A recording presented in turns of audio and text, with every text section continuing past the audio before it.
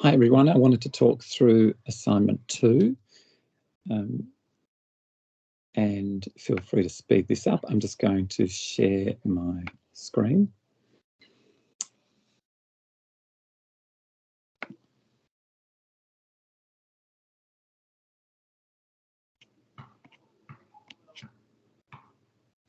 Okay.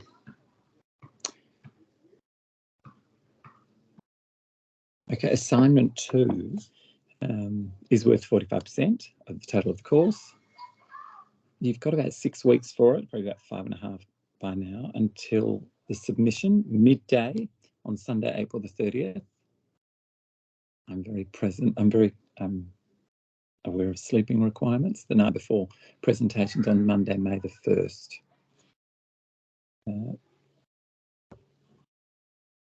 Landform and planting. I'm just looking at that thing down the bottom. Okay, we'll carry on. Landform and planting, concept to detailed design. Okay, so these are some of the key terms we'll be using throughout it. Building resilience. You know, how are we building resilience for this site and for the community around it? How are we building agency? As the IPCC last Monday released that document around us overshooting the temperature, the global temperature, we can only think that it's going to be a warmer Kristen Park in 50 years than what it is now. Divergent and convergent thinking. We might talk a little bit more about that in class on Monday. This idea of doing almost nothing, it's just an idea, but it's certainly a suggestion through this assignment 2. We'll talk more about that. Honouring country, this is a consistent theme, just to be holding that in your mind. How can we do that, etc. I do think there are some ways. Using time is one of them. And this idea of fundamental assets and abiding events. I'm going to do another short 10-minute lecture after this. I'll also put it on Teams and in the Moodle to go over that. I think it's a really useful way to think. It's often the way I think about things. So I just want to share that with you. And this idea of embodied care, which we will talk about also in the next couple of weeks. So assessment 1 asked you to produce beautiful sections and an emerging master plan. It asked what is landform and what are plants. A2 asked you to continue this thinking in sections, and again, master plan, but now individually and to a more detailed and nuanced design stage. Crucially, you were asked to consider staged or contingent master plan thinking. So contingent, if you want to look it up, is a word that means sort of a sequence of events that are contingent on each other. So something happens and then that allows the next thing to happen and that allows the next thing to happen. I'm trying to think of a quick little example. So, you know, I'm doing this for you now, and it was contingent on my son being asleep and a bit sick, and my partner and daughter being out. So the house is quieter. So something happened that has allowed something else to happen. I think that's a really useful way to think as a designer of public spaces in this changing world where we have warming climates. We will discuss this more. But essentially what happens in the first year, second year, 5 years from now, 10 years from now, 50 years? And do you dare in second year to consider 100 years or 200 years? And certainly in the master's program and fourth year program, students are beginning to think through that. Second year, you know, I think these things, how long is a piece of string and how complex we need to make them, and they actually are. So that's, in a way, I'm not asking you to do that in this assignment and in second year. There's just not enough time. It's too complex. But to begin to think about it, and I think there's ways we can do that. So look at developing a technique of plan drawing that allows you to overlay these emerging stages. So you might end up presenting, you know, the first year plan, the 5-year plan, and the 20-year plan, and you just overlay them on top of each other. These new additions or changes, something may happen. we'll talk more about this, but looking at time requires you to consider designing for resilience in a changing world. As I said, Monday's new IPCC AR6 synthesis report confirms that warmer globe. And how do we respond to this? I just think it's a question we must ask. So overall, the studio focus remains landform and planting, but an emerging role for us is one that fosters an emergence of building in local agency, of self-care and help. And we see that in Barbara's work, tree rights.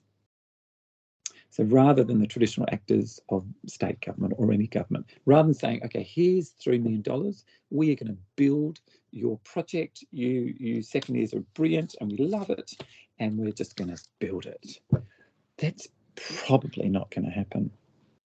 But so we're going to preface this idea of sort of building in local agency and sort of building in developing a project almost step by step and looking to see what could be very effective. Because we have to act, we have to begin to act as soon as possible. And so I think, you know, these bigger ideas and scopings sometimes become a huge hurdle, and they may be 20 years. But I'm not sure we have 20 years to begin to change, as the IPCC report suggests. So we must preference all the characters, not just humans. So that includes biodiversity. So this takes us straight back into honouring country, takes us back into that connecting with country framework document and that lovely image of within the circle of humans as being absolutely equal to all the other life forms. So assignment 2 wants you to continue off from your group's A1 master plan, but now ask yourself some questions. Firstly, choose an area of your A1 work that you will develop. And the size does not matter to a degree, but challenge yourself. So rather than just say, I'm just going to do this corner, or I'm just going to do the entrance, or I'm just going to do, you know, maybe you are just going to focus on the entrance, but maybe you realize that it connects to the other corner, or there's a view shared to the horizon that way. Or maybe you're focused on the playground area, but you realize that it's also part of the corridor, the pedestrian corridor, as well as the Eastern Suburbs Banksia Scrub corridor. So how do you begin to sort of design with that larger tentacle thinking? But I'm not asking you in A2 to think of resolving design for the entire park. Okay, I'm not asking you to do that. So we are going to a more detailed stage, but I want you to be trying to step by step resolve questions you're asking about it. So make it handleable and relatable to what you're trying to achieve. Okay, so ask yourself, what if you did almost nothing and or had very little budget? Well, Lara Council mentioned to me that, you know, casually, oh, I've got 100,000 sitting in that bucket and I've got 150,000 sitting in that bucket. And one of them, I can't remember now, one of them was for the playground and one of them was for something like an open space upgrade. And it was all kind of before June, and it was all what they're doing in Parsley Bay and what they're doing in Rose Bay, down in the tennis court, Lime Park. You know, it's all about working at council, and there's these different buckets and there's some money there and we've carved it off there. In a way, that's how a park like this goes and how local government goes. It's bits and pieces. And so I think this idea of contingency planning could be very powerful. But I want you to bring that in as a design opportunity. So how could your vision or the mood or the core idea of your vision be achieved step by step? And in reality, this is how good contemporary design often emerges. And how do you visualize this? So an overlay plan can be one of those things. If we did this, and that might be like that for 3 years, and then if we did this. Question 2, what if we took carbon positive design very, very seriously, and we must, and we tried to achieve spatial delight, equity and high quality design and increase biodiversity by not building anything? Just going to repeat it, by not building anything. That is such a challenge to us all versus universes. I see a vision and my vision is this and it's going to require all these and that boardwalk and this. What if I said we can't build anything? Like what if being carbon zero meant, do we have to build anything at all? How can we sort of get the most out of doing the least? So I'm not saying don't build anything. I'm just saying become hyper aware of your acts and hyper aware of their carbon footprint, and make very strategic decisions that are not just based in, for want of a better expression, sort of a looking good. You know, there has to be more to it these days. There has to be. I'm doing this because this and this and this, and there's this idea of a multi-use in one element. Can the seat also be the light? Can the seat and light also be the sign? Can the seat and light also be the safety fence to stop X person going to Y area? Can, you know, what else can things be? So I think that's built into this idea of not building anything. How, you know, how can we use the existing, even if the existing is flawed? How can we almost not add anything? But can we still be radical? Can I just call out to someone? Hey Nick, can you just? I'm just recording something and Finn's asleep. That's cool. And yeah, brilliant. I'll text you. Sorry, people. What is in fact radical? And this really is a call to action, and that's by many people. That's not by me. That's Carolyn Pitcock, who I just voted for in today's state election. And that's one of her key cries. You know, what can we do by not building? And she thinks every architect must ask themselves that. Philip Oldfield, head of school, you know, he's asking the same thing. If you look over his Twitter account, which I do like looking at, it's an excellent Twitter account. He's a very good commenter.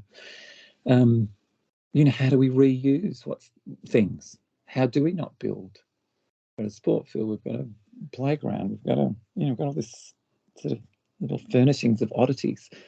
How can we use what's there better, smarter, higher, better? You know, can we reuse things? Can we keep things on site? The third thing to ask yourself is, what is the site already telling us? Now, to that question, I will do another separate lecture to this in a minute, and I'll put it up. But we'll be led by three things in the coming weeks, and these help us make good design decisions. First one, fundamental assets, and we'll discuss this. And I see them as crucial to making strong design decisions that enable you to honour country. Where does the wind come from? Where truly is the best view afforded? By whom? What's truly unique about the site? And there is a clue. There aren't many sites I know of. You can see a moonrise and a sunset at the same time. Now, it's similar to abiding events, but I think it's almost more local and more specific. But number two, abiding events are crucial. And we'll discuss these also. And these are the events that abide or live in a place, and they are repeating rhythmic events, similar to fundamental assets, but more holistic. So I am, in fact, giving a bit of jargon here. There's fundamental assets and abiding events, but I will do a longer lecture on it straight after this. Thirdly, time. How can we use it to our great design advantage? How can we use it radically and beautifully? What opportunities does it give us to make compelling moves? We will consider slow design. It's not really a term I typically use, but I sort of wrote it and it seemed to make sense. We will consider slow design. And I guess I'm just putting it there versus the immediate solution insertion that might tick a council box. But it might be flawed within months or years. Oh, we didn't really get to think about this, and the community didn't like that, and so they started using it this way. Oh, I never intended that to happen. How do we utilise empathy, time, novel ecologies, weeds, pollinator grass species, biodiversity, the Miyawaki technique, which Barbara's talked a little bit about. That's that dense planting technique, about 5 to 7 endemic plants per square metre. How do we build relationship between people? Barbara, of course, is giving us the most excellent example there. Country. How do we consider that? How do we consider site and plants and maintenance cultures? We will talk about these in the next couple of weeks.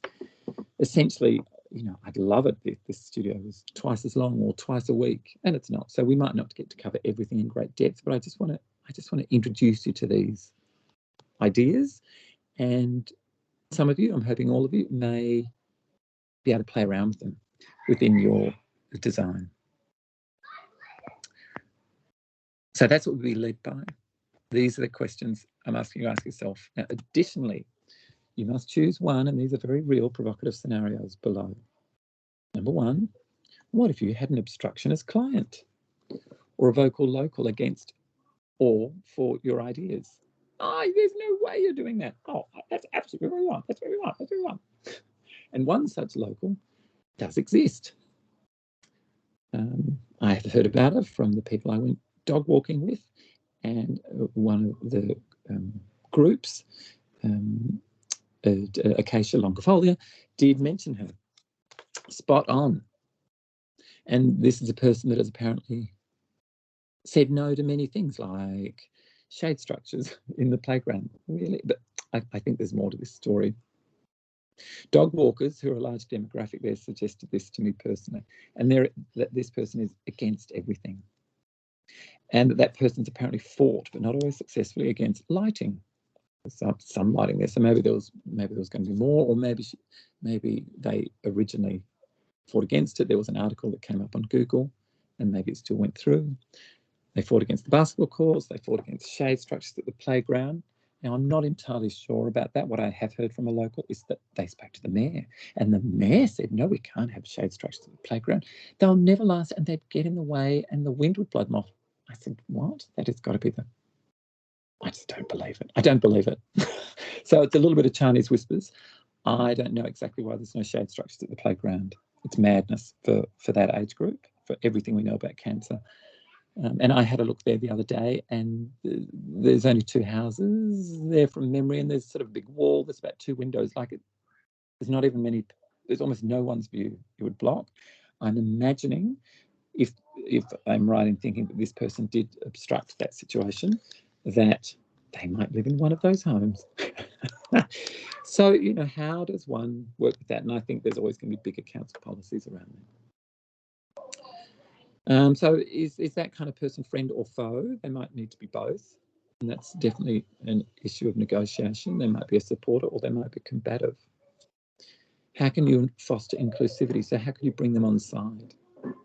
So number 2, as you could choose from, what if you had to fight for your project against sport conservatives? There's no way you're getting rid of our soccer fields. How could you do so?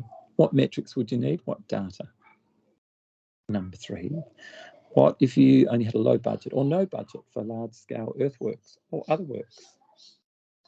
How could you build a case for their implementation, not implantation? Who would be your champions? What synergies could you develop? How would you proceed? There was a big idea by one of the groups. How is that not just willful? Like, how do you make that step through, or maybe in part, this idea of exposing some sandstone? And certainly it used to be a tip site, and it's all just been recontoured to create sport grounds. So if we were suggesting the park be really radically reconsidered, which for any locals, they would see it in that way, how would you begin to proceed that step by step? Which bit first? Who would you need to talk to? Number 4, what if the lawn mowing lobby resisted your very clever ideas? There is, in fact, a bit of a lawn mower lobby, it seems, around Sydney and through local councils, etc., and ride-on mowers particularly, and I bet you, with all those sport grounds, you would be up against it. So what if you just couldn't get anything through? So what is contingent upon what? What is your share? What's your key value that you're trying to achieve? And what is this? I don't mean a backup plan, but almost like a stage 1, we do this. Stage 2, we do that. Stage 1 might be just we stop mowing one section and we test it out for 1 year. So I want to give you these tools, these ways in. Like, there are always ways in. Typically, they need time. So number 5, what if your interventions proposed in A1 had a very large carbon footprint? Maybe you haven't really measured it, but maybe you sort of did and then worked out, oh golly, it's really large. So how could you reduce this? Simplicity can be complex, and A2 is complex. Do not be deceived. How to visualize this complexity, how to build and defend your case. How do you create a culture of connecting with country, this specific country?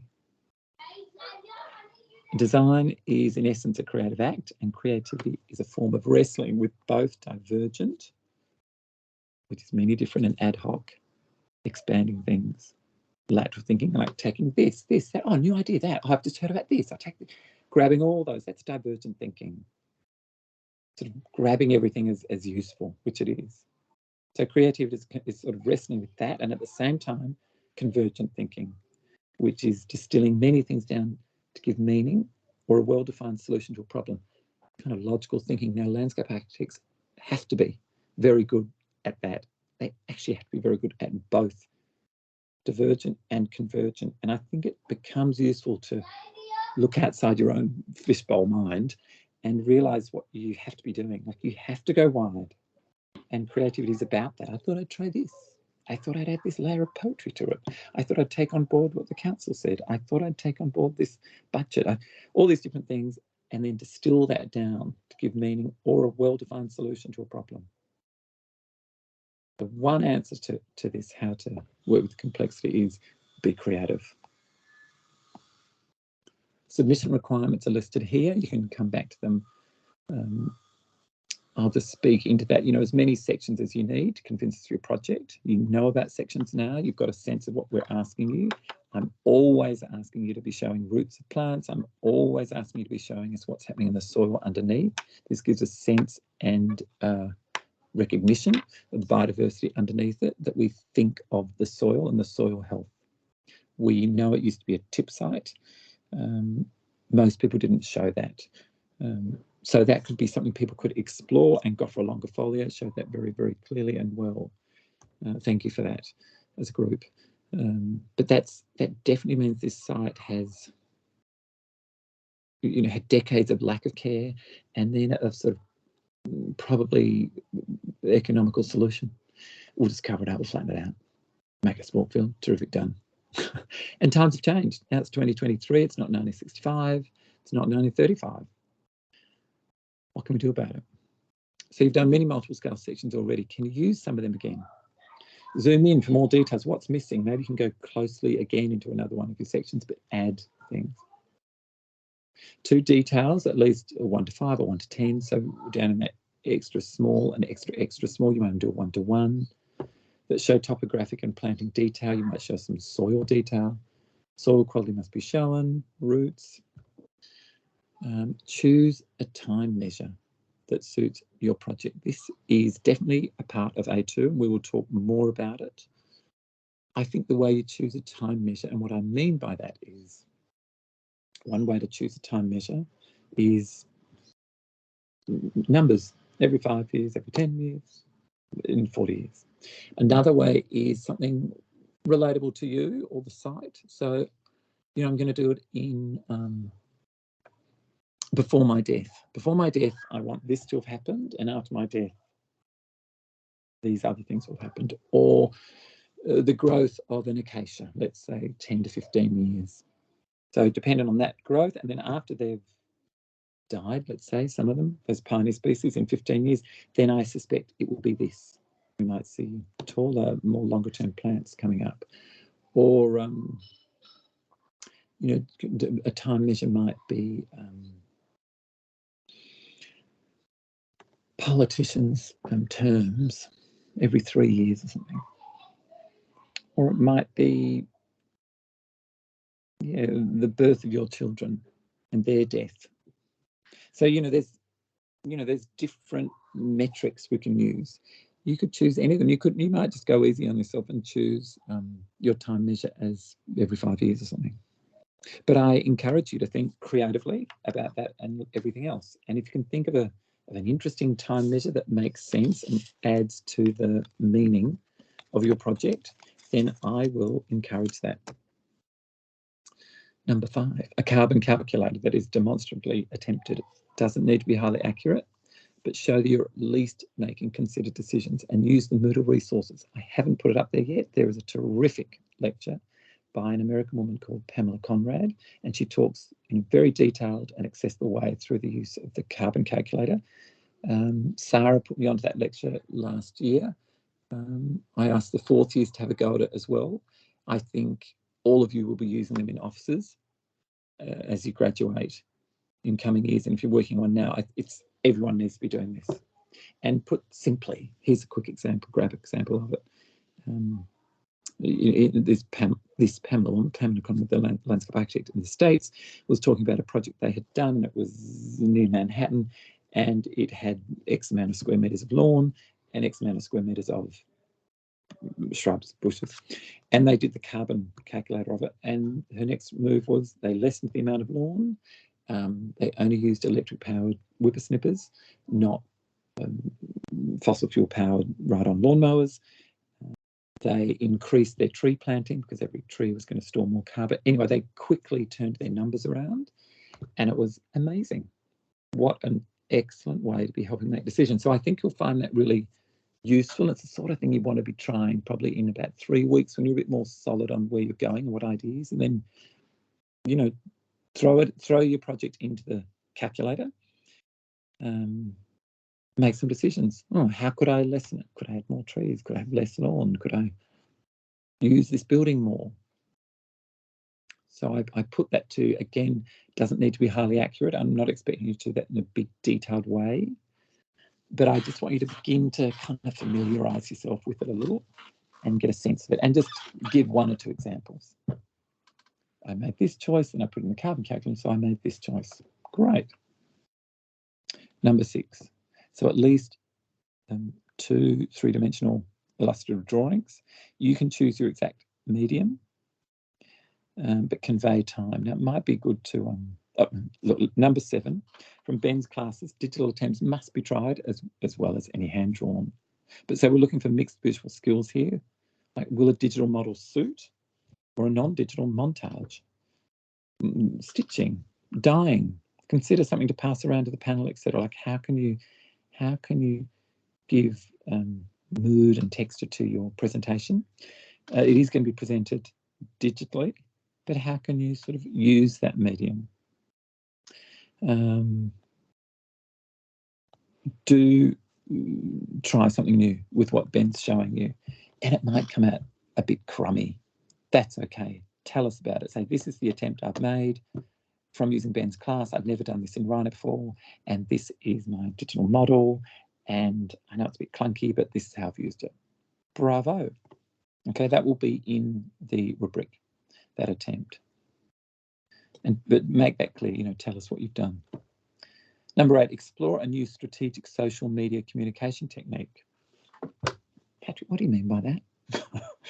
What I mean by that is, can you suggest, you know, I could connect with this community like this on Instagram, or Snapchat these details, or build up a relationship with the council, or mock up or suggest a visual of what this may be.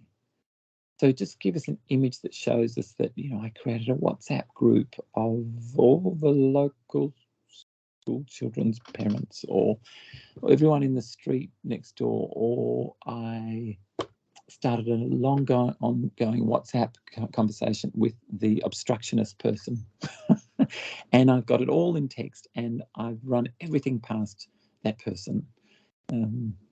You know, that might be a cool thing to do, if, you know. So I just want you to tap into ways of thinking where you build local agency. So this is not about you as the star designer making all the decisions. This is about you aiming towards, what do we call it again? There's a phrase, aiming towards fail-safe design. You know, I've tried this, I've tried that, and it's failed. But the community were with you, or other people were with you, or you're building this sort of citizen science strategy. Just have a think through that, and we'll talk all through these things in class. Last one, convince us why you made the decisions you made, moving from A1 to A2, and what you learned, if anything, from A3.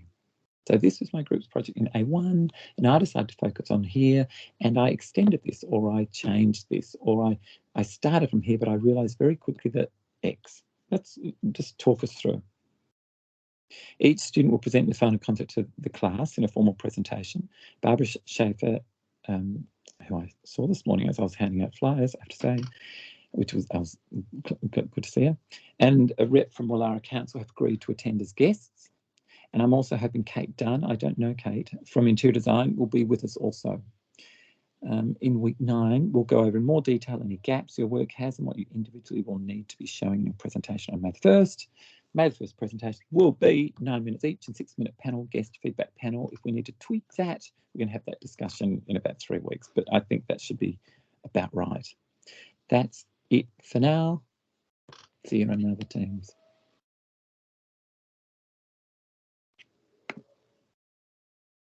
I think I'm still here, aren't I?